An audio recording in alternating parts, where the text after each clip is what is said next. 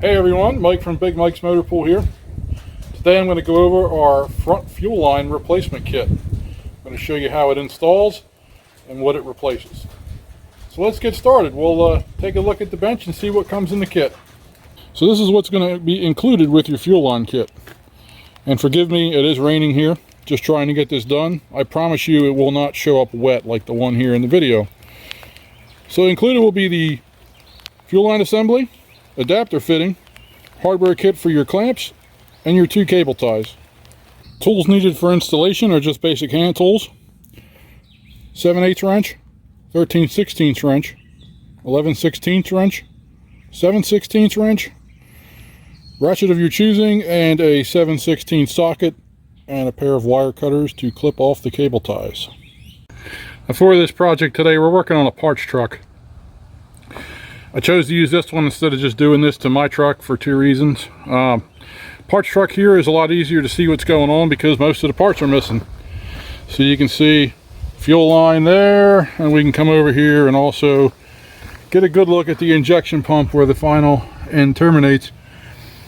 And the other reason is my truck currently has a very beautiful copper line on it that is unmolested and in great shape, so I'm going to leave that alone. So, as I said, it's a parts truck. Filter's not all the way on, so I'm not going to tighten this crazy with a wrench. You'll just you'll get the idea as I install. So for our first step, we're going to have to remove the old line, which starts here, and that line comes over here across the bottom of this cross member. There's one clamp there and one clamp there. You can see it starts over there, comes over, and it's going to come into contact and also be connected to a rubber hose right there. And the rubber hose goes up to an 45-degree fitting that's coming out of your booster pump. That is what the feed line is that is listed on my website. I forget the number. I'll put it in the picture here as we're talking. But yeah, the feed line is going to get replaced as well. This unit assembly of the hose I have is going to replace this whole thing, so you won't need that. So I'm going to get this off, work on getting these clamps. Probably end up having to cut the bolts, possibly. A little rusty. That's a shame. This fuel line's in relatively nice shape. Well, why would you want to replace this line, you might ask? Well, sometimes, you know, folks get a little bit happy. They got their first deuce and a half, and they decide that, you know, this thing's pretty tough. I'm going to go bulldoze some trees or drive over a car. Well, the first thing to go is that line. You hit it your first tree, and it smashes it to bits right in the center, flattens it out. Maybe someone at a auction might have grabbed your truck with a forklift right there. Who knows? But they get smashed up. The government should have done a better job protecting these, but we can replace them pretty easily. So I'm going to get this off, and then we will get started on the install. So after disassembly, this is what you should have. You have your copper line, its 2 clamps, and attached or unattached you'll have your feed line. Obviously this end here goes up to your injection pump. This guy comes from the filter, and we're going to go ahead and replace this whole thing. Some folks ask me why they would replace this copper line with rubber instead of copper. For some folks, cost is a issue. They don't want to spend the money on sourcing the copper, and some places may make you buy a whole 25-foot roll of this stuff to remake this yourself. Also, some folks don't have the tooling to make the flare ends on the fittings. Some folks just don't know what fittings are there, and they don't realize they can reuse the old ones. But you know, making a nice flare like that, it's not possible without the right tools. So if you don't have the tool to fix that, then you're kind of screwed. But we're going to replace this with rubber, and hopefully you'll never have another problem again. Now the mounting holes you can see here for the clamps are there, and well, hard to see, but right there. They're going to be a little bit tricky to get to because the radiator, which bolts here and here, is going to be in your way. Nothing impossible, you just got to get fancy and reach your hand up, probably from this side underneath and come up with a wrench. You might be able to do it from the front as well. One other option you may be able to do here, if you wanted to, if you're a kind of guy that's always in the brush, running stuff over, I can make these hose assemblies shorter, and you can try to do something where you mount it up inside of here.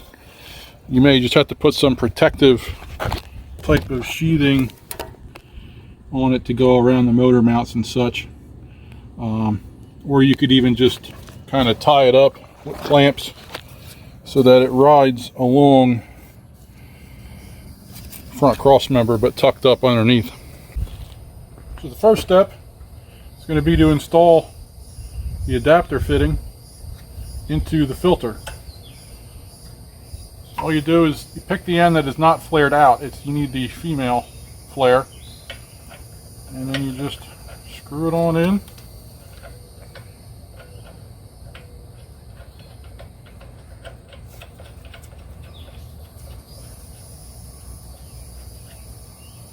Now you don't have to put any kind of sealant or anything on this. There's a male flare inside of this fitting and a female here. They mate together and they seal up. If you wanted to, on these fittings, you could use some anti-seize lubricant, although you do not have to. This tightens up with a 13/16 wrench. I'm not going to tighten this because it's a parts truck and I'm taking this thing off of here when I'm done. Next, you'll install the large end of the hose, with the end with the larger fitting, I should say, to the adapter. This is also flared and requires no sealants, but again, anti-seize is optional. You're going to be careful not to allow the other end of the hose to get into the dirt while you're working.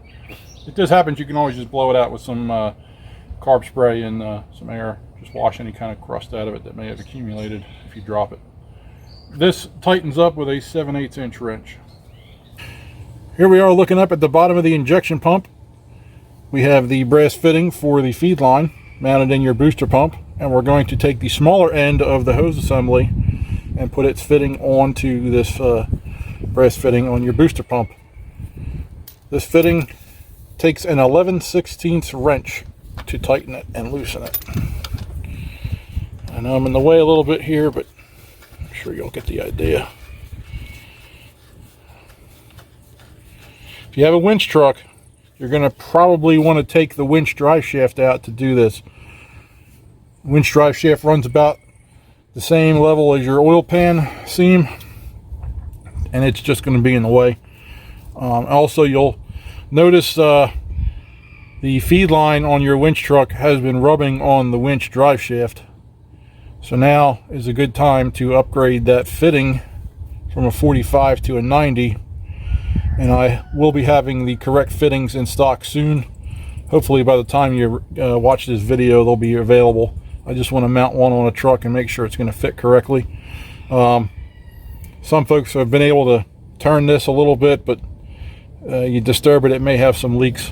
So maybe best just to change it out and put a different fitting in to get it off that line, or line off the drive shaft, I should say. If you don't use your winch very much, you can just leave it alone. But if you're using the winch fairly often, it's going to rub a hole through. I've had it happen to myself, and it's no fun when you're driving down the road and it just starts puking fuel out and doesn't want to run right. Okay, so here we have the finished installation. You can see we have the clamps and the bolts in place in the stock locations, and you want to note the position of the clamps. You do not want to mount them backwards to where it's on this side of the bolt. The hose will intersect with your radiator mounting bolts, and you'll likely rub a hole in it, and it'll make it a little bit tricky to get your radiator bolts out at a later time if you ever have to. So clamps are in the stock locations. The hose is then tied up with the supplied cable ties to the hard air line for the compressor. This runs from up at your compressor and goes all the way down the frame to your air tanks. Once you're done, you want to clip off the tails. I left them there so it would make it a little bit easier for you to see them in the video. But that's it. Installation is complete. And I hope you enjoy your product, and I hope you enjoyed this video. And if you have any questions, as always, feel free to email me or call, and I will gladly help you out any way I can. Big Mike's Motor Pool at yahoo.com or 609-894-4123.